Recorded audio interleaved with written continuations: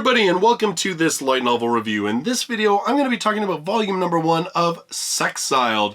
My sexist party leader kicked me out, so I teamed up with a mythical sorceress.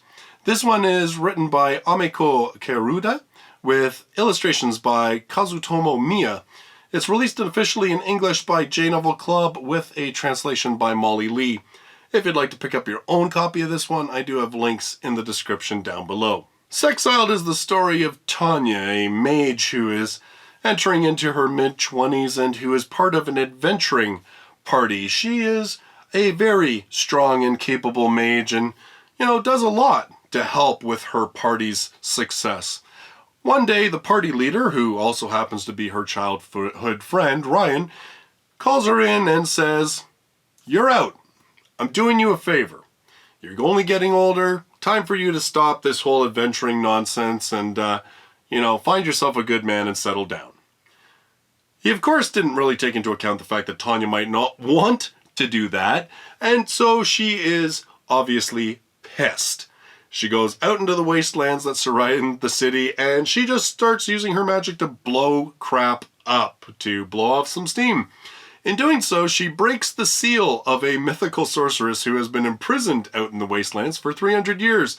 Laplace, she recognizes that, Tanya is not only strong, but she's got kind of a reason to be angry. And so Laplace offers to join Tanya in her mission to become an adventuring party themselves so that they can enter into a competition so that she can have the opportunity to give Ryan his just desserts in a public forum. Now, Sexiled is definitely a book that has its politics on its sleeve. In fact, it was inspired by a real-life event in Tokyo, where Tokyo Medical University, they discovered, was fixing their entrance exams in order to reduce the number of successful female candidates. And came out that basically the university thought this was a good idea because to them, women would just end up quitting being doctors because women want to have babies and they want to just get married and settle down and have families, and they don't want to be doctors. They'll give up the career. And this actually expanded to eventually include up to 9 universities, that this sort of idea was pervasive amongst them and that a lot of them were doing similar practices. And so the author of Sexiled was inspired by this and, of course, by other things that she saw were inequalities in the world that women face, things like lower wages for the same work.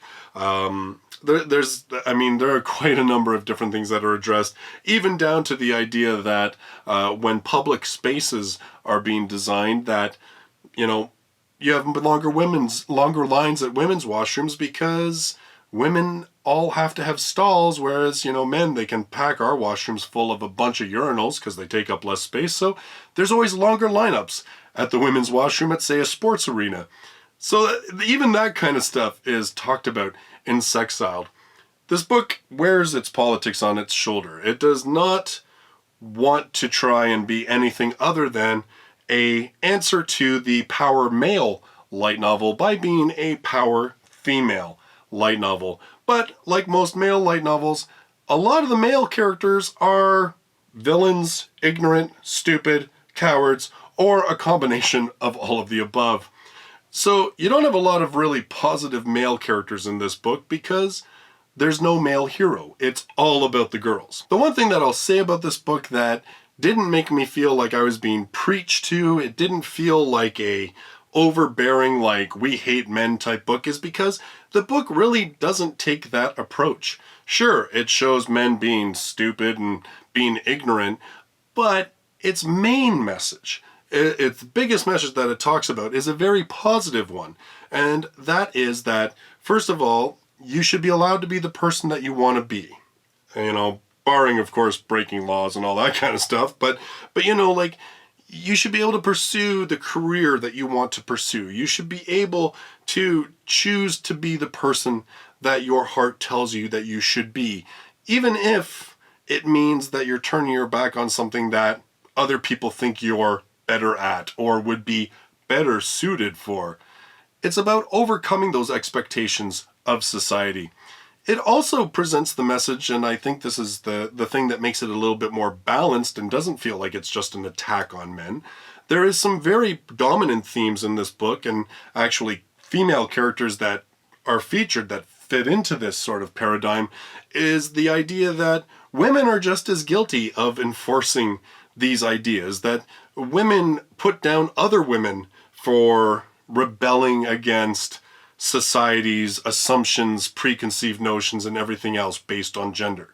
So the story really is about women trying to be the best that they can be, following their heart, following their desires, doing what they want to do, and at the same time also saying to other women, like, support each other, be there for each other. We're all women, that we shouldn't be putting each other down just because that's the way it's always been.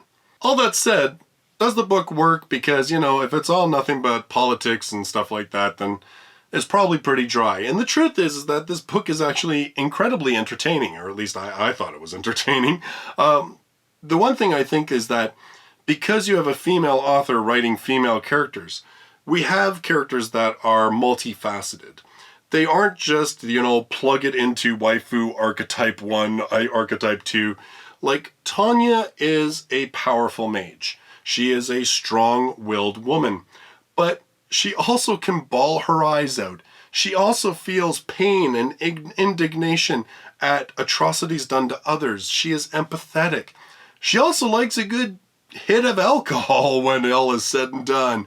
And she'll swear like a trucker when she's, taken by the mood.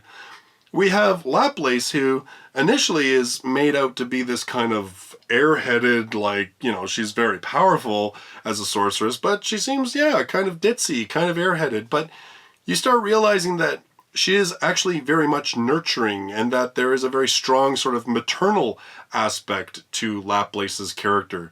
And the way that particularly Tanya and Laplace work together, it was very endearing, and there was quite a lot of times that I laughed at the book. There was some good comedy. I would definitely say that this is a book that has benefited from a good translation. The writing is clean and crisp. It moves along really well. The dialogue is clever. There, even a lot of the sort of politics things about women and about some of the challenges they face. A lot of the times they're just throwaway lines that if you're not paying attention, you won't even they're not made to be a big deal of. There's lots of things in this book that make it a lot of fun to read, a very easy read, very enjoyable. There's some good action sequences to it, and there's some cool side characters that I enjoyed sort of being in the book as well. In the end, I think one of the things that really stuck with me with this book, and it actually made me think back to when I read Didn't I Say to Make My Abilities Average in the Next Life, that first volume, because there are some definite parallels between these two titles, and particularly sort of in the end, in this sort of tournament type arc that these books have.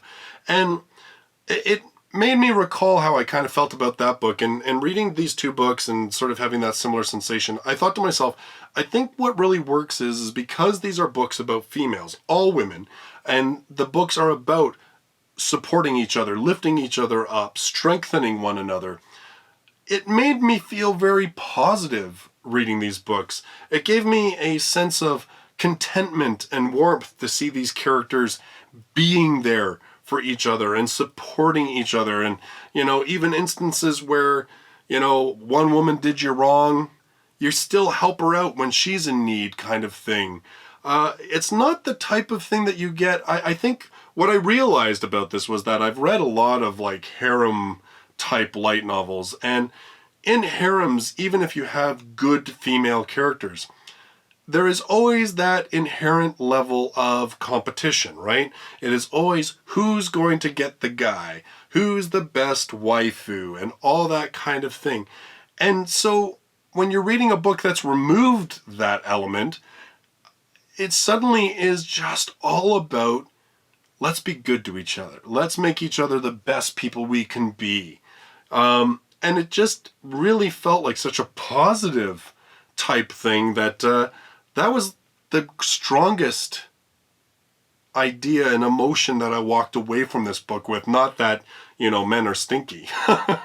So overall, Sexiled, you know, I wasn't sure what to expect when I went into it. I was expecting a lot of man bashing and everything else, but really the book never felt like that was what it wanted to do. It really did feel to me like it was much more just about saying to women, let's be good to each other and let's build each other up, and, you know, and we can take on the world. It was overall a very positive book. I had some good laughs with it. I liked the characters, and I found myself really looking forward to reading more about these characters and about this world.